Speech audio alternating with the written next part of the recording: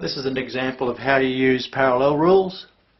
Parallel rules have two pieces of plastic hinged, usually with a couple of little handles on it, and you can see how moving those around keeps the two sides parallel, so you can transfer angles over your chart. So the way we'd use that in this example, travelling from Pioneer Rocks through to Hayman Island Light, you put your parallel rule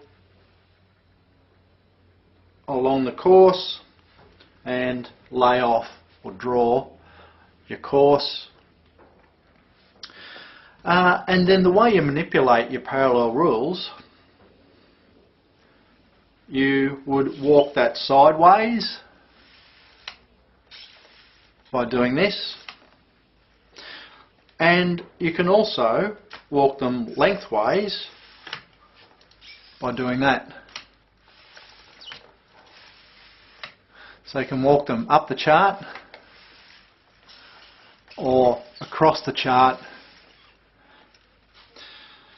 But the way we then measure our course to take us along that journey is,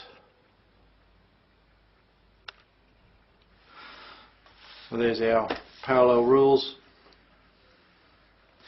We would then transfer the parallel rule over to the centre of the compass rose and measure off our course of 035 degrees.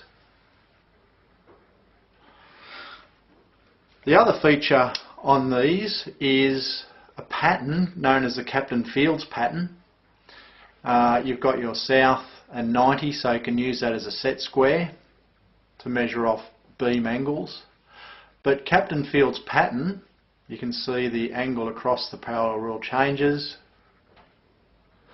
and I'm going to show you how to use this Captain Fields pattern to measure the course of 035 degrees, which is where I'm showing with my finger now, 035.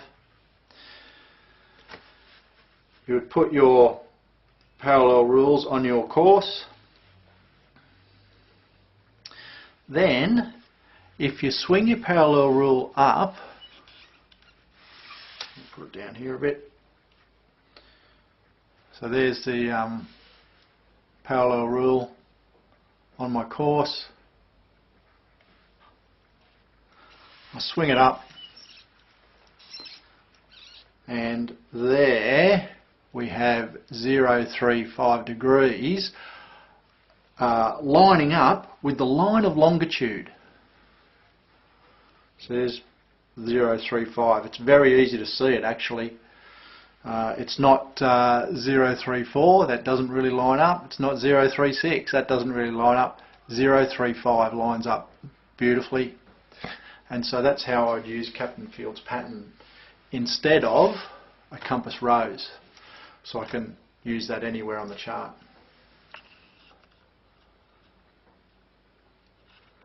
So just a bigger picture of that.